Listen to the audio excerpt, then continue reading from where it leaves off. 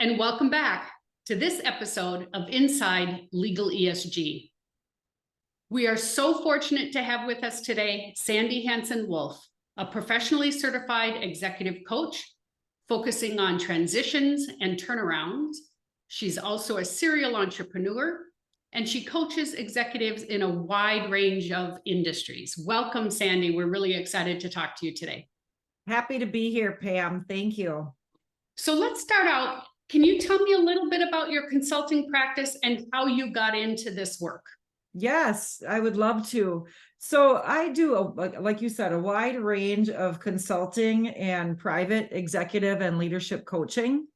And I would say the main theme behind all I do is really igniting people again and igniting a business and a culture again. There's so many of us that have felt lost and overwhelmed and exhausted. And I've really worked for 15 years actually in this consulting and coaching and speaking role of really how do we elevate the entire paradigm? How do we bring new paradigm leadership and thought into companies? And how I got started was really by my own business path 20 years ago when my first husband passed away unexpectedly. And I was thrust into his business that he owned. And I had another professional path I was going down. And so I became responsible for his company and decided to lead it and grow it and transform it. And so just by happenstance, I guess, or situation, people watched how I and my team transformed and turned around our company in the midst of a disaster and crisis point when he passed away. And finally scaled to an exit of 2.5 years ago. Wow. And so people would come to me and say, well, now we need help with our company. Will you help me? And my goal always is to have other people's path be easier than mine was. That's an admirable goal, and we all appreciate it, those of us who have had the privilege of working with you. So tell me your typical client or your ideal client. Yes, I would say it's kind of the same, typical and ideal.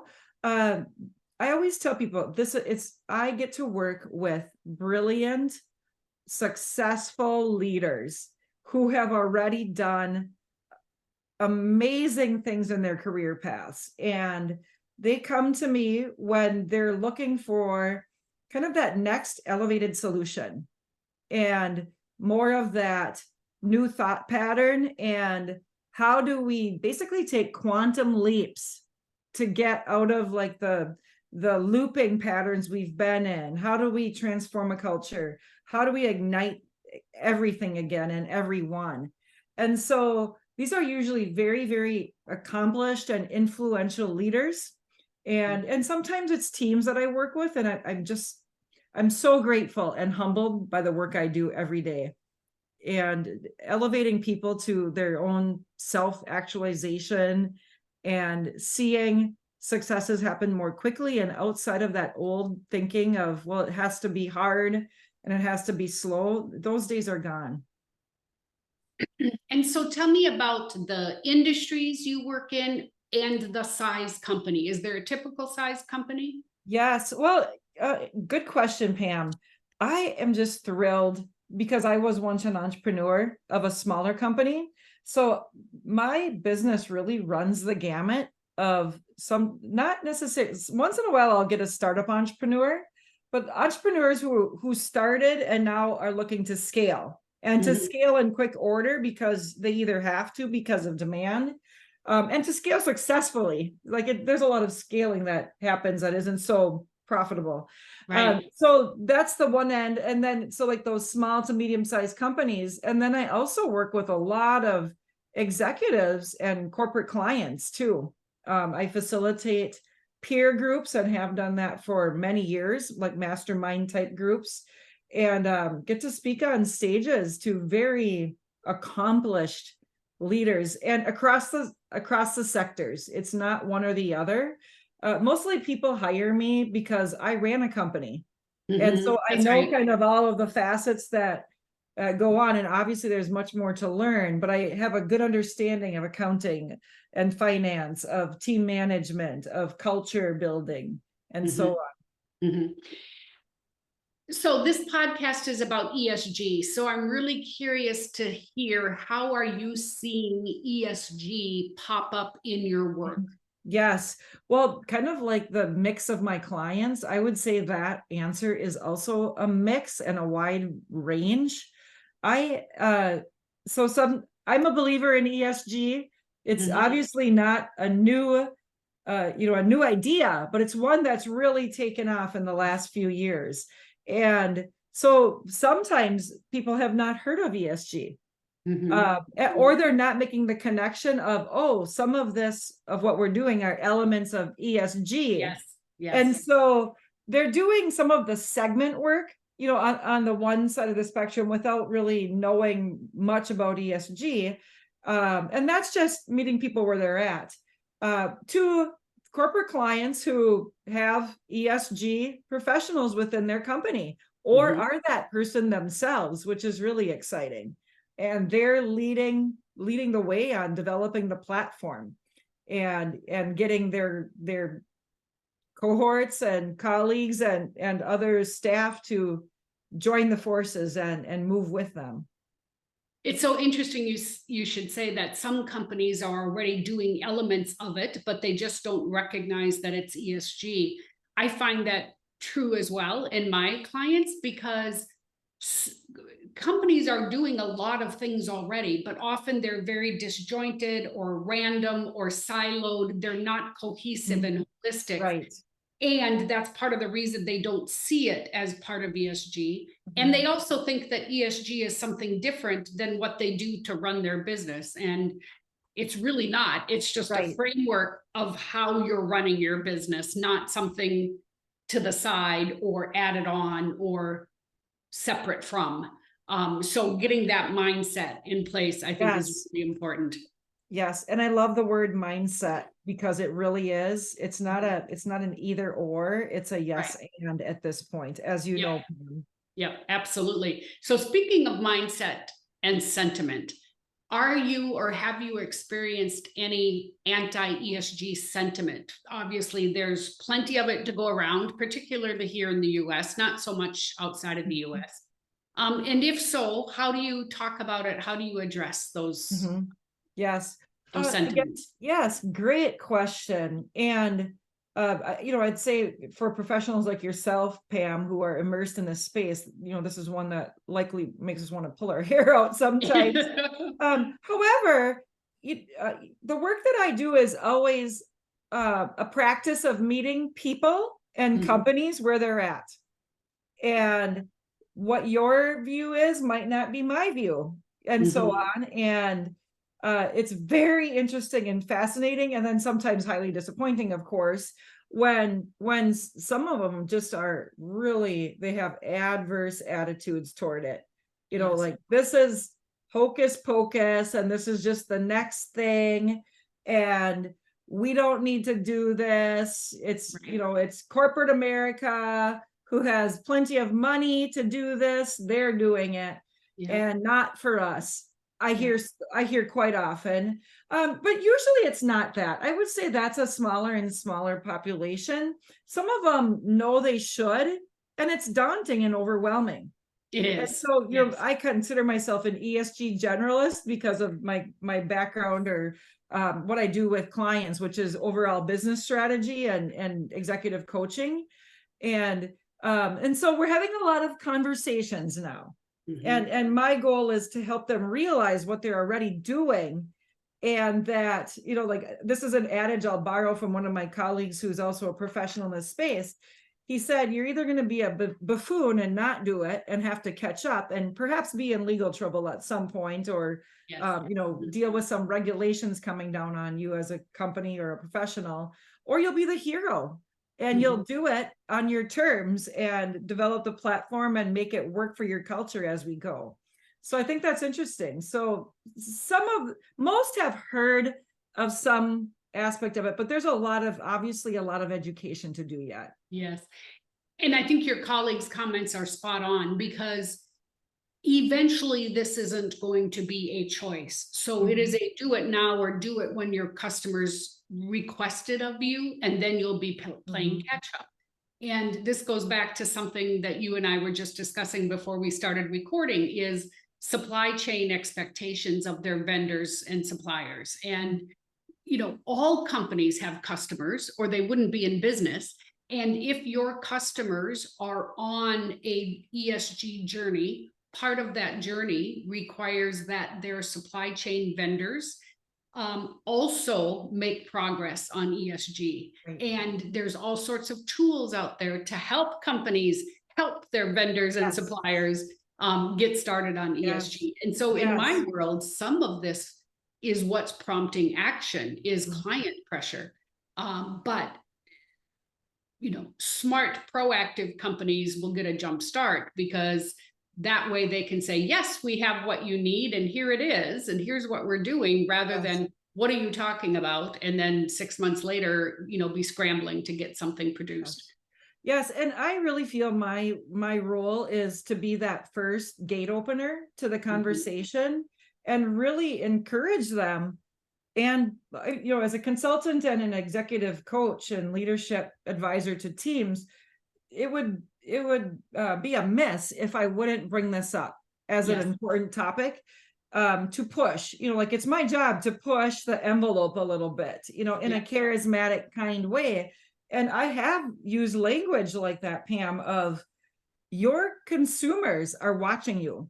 They are looking at your website and they're reading to see if you have sustainability practices, if you have like a diverse board, for example, and they are going to make and are making buying decisions accordingly. So you can ignore this, but your consumers are not, and that day is here. Consumers, absolutely. And I would also say talent, right? Yes, absolutely. The younger generations that are looking for who it is they want to be employed by, these are things that they look for on the websites, and they want to see evidence of it in your culture and your behaviors. Yes. And I always tell them too, it's like simple works. Let's start with building a simple platform, and I can help them with that. And then I do turn it over to the more seasoned professionals when we get into legal ramifications and so on, and deeper policy. So what component of ESG do your clients gravitate to, or what seems most important to them? I mean, ESG covers a lot of ground, but in your world, what seems to be the prominent component of ESG that people are working on?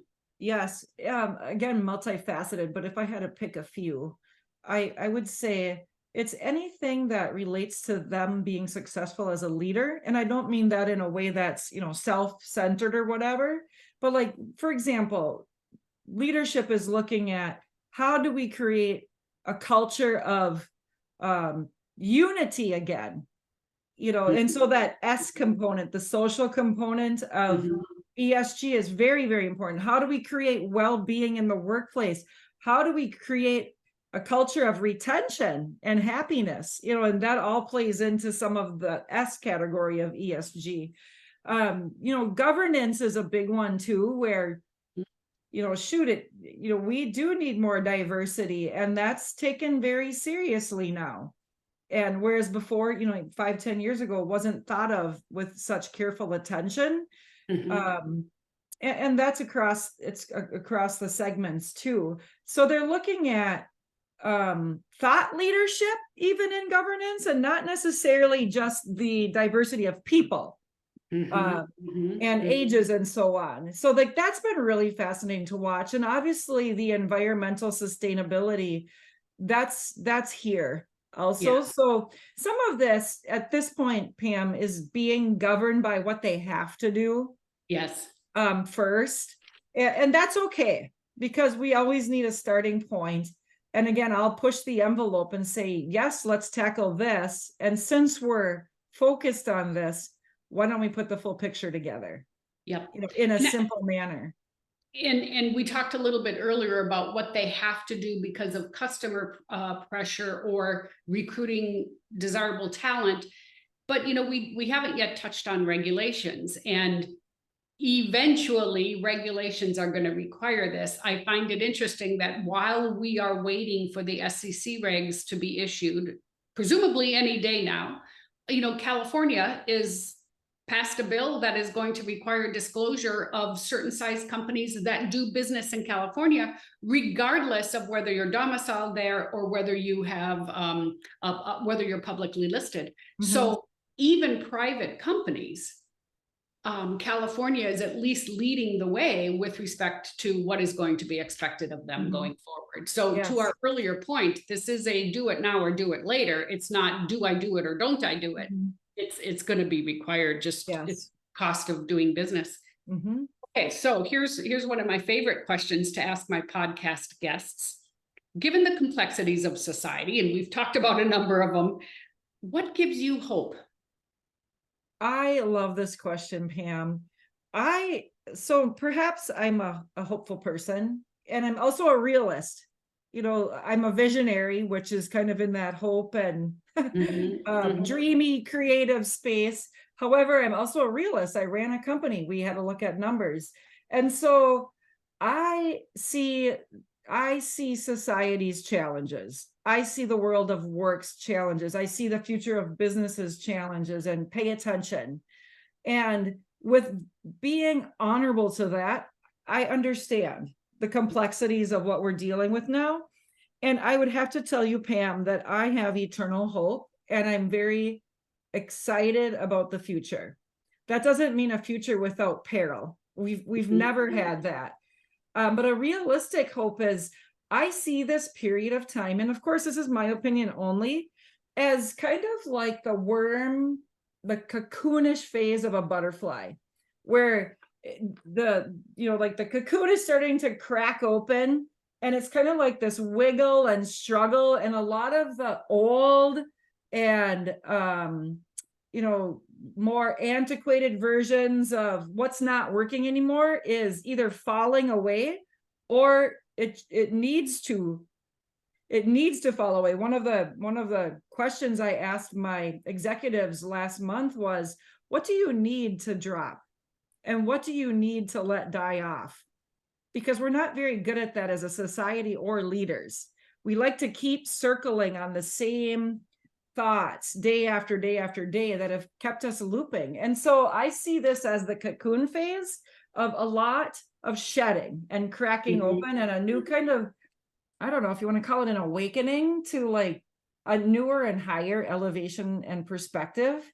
And I see that we're evolving. So we're kind of in that gap phase of like, a lot of what we knew even pre-COVID is no longer even available.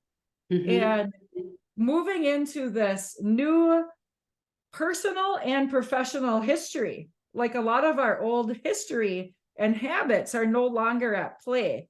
And we haven't realized or appreciated or even grieved all of the transitions that we've made in the last few years. And so our psychology almost needs to catch up. So I just think that the world is just cracking open with opportunity. And I think flourishing is sometimes the first mindset. Are we going to have a mindset of fear and when will I crash? When will our business crash? Versus what decision can I make differently? Like that 1% level up. And that perspective changes a lot, and more than people would give it credence to change. And I love your question, what can we do to flourish, rather than when are things going to get back to normal, right? The pandemic yanked us out of what we considered normalcy. And we're never going to go back to what we considered normal prior to. But to your earlier points, there are plenty of us who are grieving parts of that loss, right? Because that's all we've ever known, what professional life was like pre-pandemic. Yes. And I think it's important to pause and to grieve and to really think about accepting the new life we have now. And I kind of attribute it back to when my first husband died when I was 30, which is, 20 some years ago. the life I thought I would have was Mhm. gone in Mhm. parts, not in Mhm. total, but in parts. And so I had to create a new story. And I Yep. think that is an exciting call to action now, is what old stories need to die within our companies, within my leadership, within my own personal habits, so that Mm. I can elevate and shed some of that old coat type of stuff, so that we can really, I think it's the cure partially for a lot of the angst and fears and overwhelm that people are feeling now. Is we have anxiety because we fear so much. Yes. The pandemic sidelined a lot of us. And so if we can move beyond that into a more hopeful state, well, then what? That's exciting.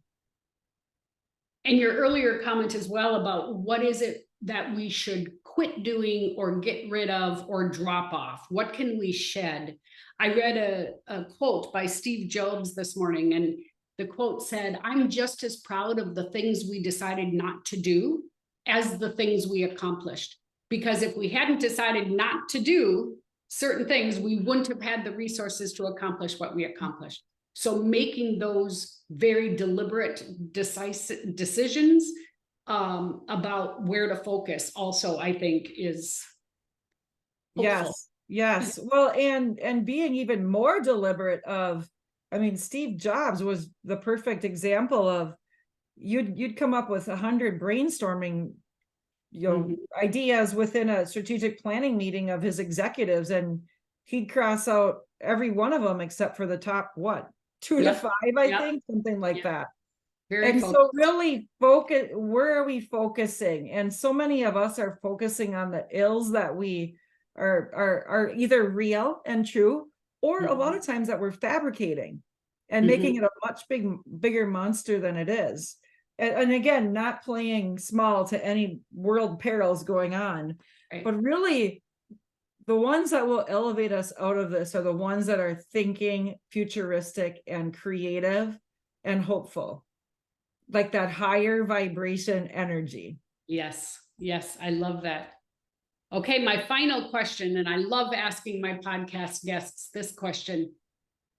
If you are willing to come back and talk with me on another podcast in 1 year's time, what will have changed?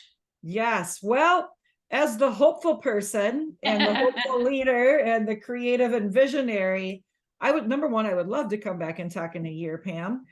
I would hope that how I would answer these questions would be much different. And where I would say, I am now working with companies to implement the first level of platform for ESG. Mhm. And then turning it over to my vetted professionals for deeper planning. And I would love to talk about how excited we are about how integrated ESG and all of the related principles are now just exploding within companies, and within not only companies, but just, human civilization. Yes. Yes. Society at large.